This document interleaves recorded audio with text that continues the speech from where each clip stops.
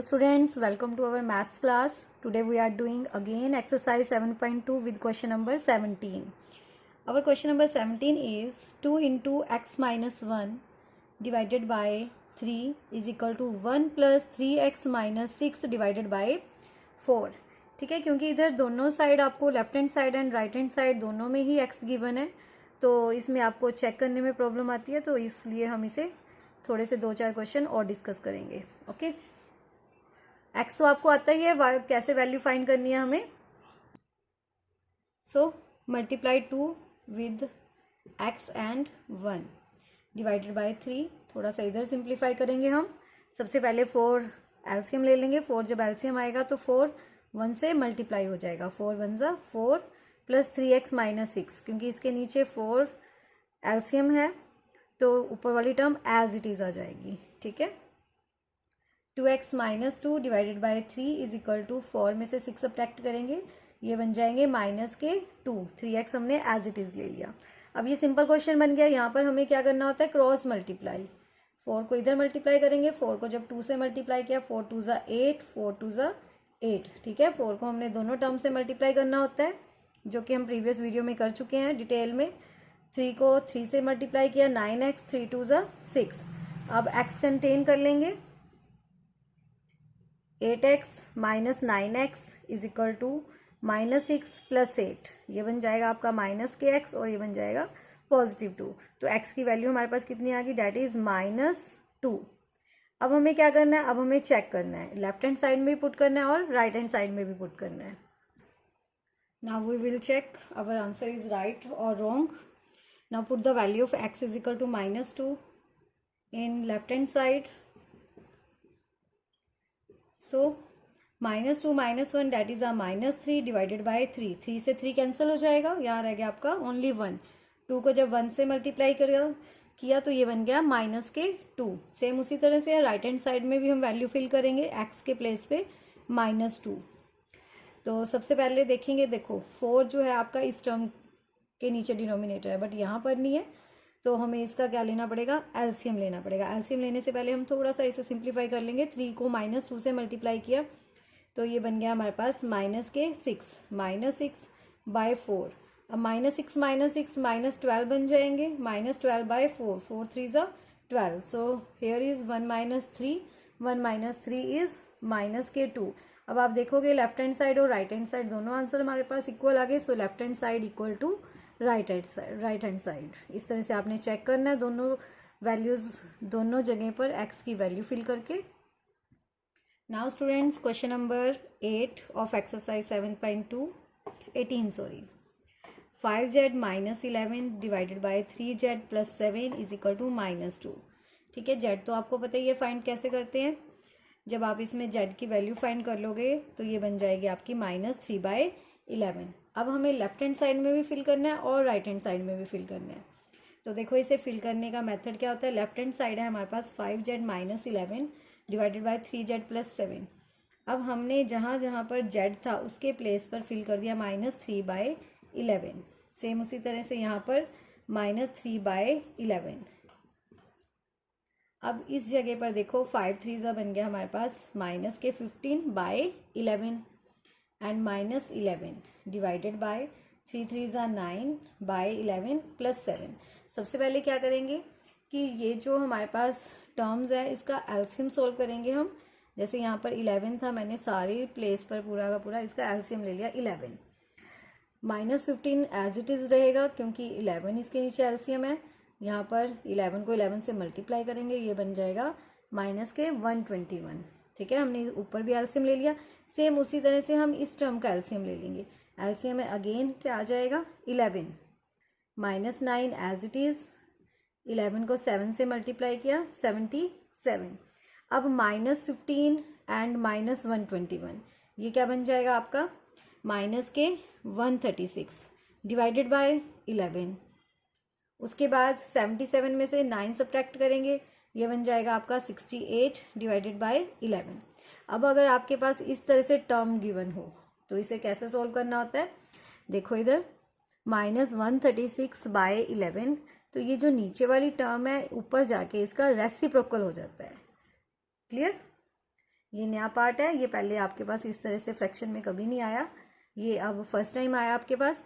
तो अगर आपके पास इस तरह से फ्रैक्शन में हो तो जो नीचे वाली टर्म है वो रेसिप्रोकल हो जाती है। पहले उसे अच्छे से सॉल्व करो, उसके बाद उसका रेसिप्रोकल कर दो। रेसिप्रोकल में 11 से 11 कट हो जाएगा। अब 68 और 136 को कट कर लेंगे, ये 2 के टेबल पर कट हो रहा है, सो दैट इज -2। और हमारे पास जो राइट हैंड साइड था वो क्या था हमारे पास, -2। So our left hand side equal to right hand side. Okay, now student question number 22।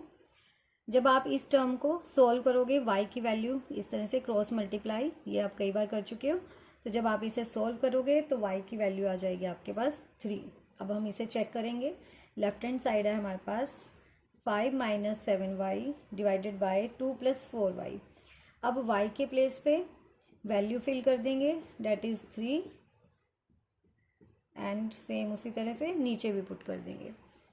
तो ब्रैकेट जो है वो 7 और 3, 7 के साथ ब्रैकेट लगी हुई है, तो 7 और 3 ही आपस में मल्टीप्लाई होंगे। 7 3 ज़ा 21, सेम एज 4 3 ज़ा 12। क्लियर। अब 21 में से 5 सब्ट्रैक्ट करेंगे, ये बन जाएगा -14, और 12 + 2 डेट इज सॉरी, ये बन जाएगा आपका 16, और ये बन जाएगा 14। ये दोनों के दोनों 2 के टेबल पर जा रहे हैं। 7 2 ज़ा 14, 8 2 ज़ा 16, -8/7। अब हमारे पास राइट हैंड साइड में क्या गिवन था, -8/7। So our answer is right, left hand side equal to right hand side.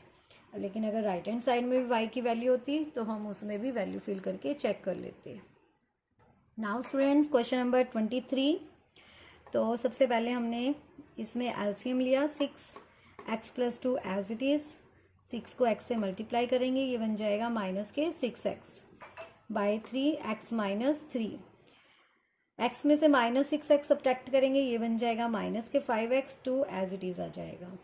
अब सिंपल क्वेश्चन हो गया क्रॉस मल्टीप्लाई से। अब आप इसे सॉल्व कर सकते हो। 3 को इधर मल्टीप्लाई किया, 3 2 ज़ा 6, 5 3 ज़ा 15। 6 को x से मल्टीप्लाई किया 6x, 6 3 ज़ा 18। अब x टर्म को हमने इक्वेट कर लिया एक साइड, सेम ऐसे ही विदाउट x। तो जब हमने इसे सॉल्व किया, ये बन गया -21x, और ये बन गया -24। सो माइनस से माइनस कैंसिल हो जाता है, 24 डिवाइडेड बाय 21। दोनों के दोनों आपके 3 के टेबल पर जा रहे हैं। 8 3 ज़ा 24, 7 3 ज़ा 21। So the value of x is 8/7। Clear. तो यहाँ पर x की वैल्यू हमारे पास 8/7 आ गई। अब हम लेफ्ट हैंड साइड और राइट हैंड साइड में इसमें पुट करके चेक करेंगे। Now value of x is 8/7। अब हम लेफ्ट हैंड साइड में पहले फिल करेंगे, फिर राइट हैंड साइड में। सो left hand side is x + 2 divided by 6 - x। तो x के प्लेस पे हमने फिल करा 8/7 + 2 डिवाइडेड बाय 6 - x। x के प्लेस पे हमने फिल कर दिया 8/7। अब सबसे पहले ऊपर एलसीएम सॉल्व करेंगे, बाद में नीचे वाला एलसीएम सॉल्व करेंगे। तो जब आप ऊपर एलसीएम सॉल्व करोगे तो हम ये इस तरह से लेंगे 7 8 एज इट इज, 7 2 ज़ा 14। ठीक है। नीचे क्या है 6, और 6 के नीचे जैसे हमने प्रीवियस क्वेश्चन में किया था, तो हम इसके नीचे क्या लगा देंगे 1। ये आपके पास इस तरह से फ्रैक्शन नज़र आ जाएगी आपको। ठीक है। तो 8 + 14 क्या होता है, 8 + 14 इज 22/7। नीचे वाली टर्म का क्या हो जाएगा, रेसिप्रोकल 1/6। अभी हमने पीछे प्रीवियस क्वेश्चन में डिस्कस किया था, अगर हमारे पास इस तरह से टर्म आ जाती है तो नीचे वाली टर्म का रेसिप्रोकल हो जाता है, ऊपर चली जाती है। और -8/7 अभी हमारे पास एज इट इज़ है। ओके। तो अब 6 के साथ ये टर्म कैंसिल हो रही है। 11 2 ज़ा 22, 3 2 ज़ा 6। तो ये टर्म आपके पास आ गई 11 1 ज़ा 11, 7 3 ज़ा 21, -8/7। अब 21 और 7 का हमने एलसीएम लिया, 21 एलसीएम आ गया। 7 3 ज़ा 21, 3 को ऊपर मल्टीप्लाई कर दो, 8 3 ज़ा 24। सो 11 में से जब आप 24 सब्ट्रैक्ट करोगे तो ये बन जाएगा -13 डिवाइडेड बाय 21। तो लेफ्ट हैंड साइड तो आ गया हमारे पास -13/21। अब हमें क्या सोल्व करना है, अब हमें राइट हैंड साइड सोल्व करनी है। तो राइट हैंड साइड सोल्व करने के लिए हम यहाँ पर ये वाली टर्म लिख लेंगे, x - 3 डिवाइडेड बाय 3। x के प्लेस पे हमें क्या फिल करना है, x की वैल्यू थी हमारे पास 8 - sorry 8/7. Now so put place of ax is 8/7. तो सेम उसी तरह से सॉल्व करेंगे. सबसे पहले ऊपर फ्रैक्शन सॉल्व करेंगे, हम एलसीएम ले लेंगे. यहाँ पर आ गया 8 7 3 21 डिवाइडेड बाय 3. 3 के नीचे क्या लगाएंगे 1. अब ये फ्रैक्शन आपकी ठीक है पीछे वाले सम की तरह बन गई. 1 3/1 उधर जाके 1/3 बन जाएगा. पहले 8 में से 21 सब्ट्रैक्ट करेंगे, ये आ जाएगा आपका -13 डिवाइडेड बाय 7 और 3/1 रेसिप्रोकल हो जाएगा 1/3. So 13 1 13 and 7 3 21. अब राइट हैंड साइड और लेफ्ट हैंड साइड दोनों इक्वल आ गए. So left hand side equal to right hand side. Now hope you understand this concept. So do carefully and do 1 to 27 sum of exercise 7.2.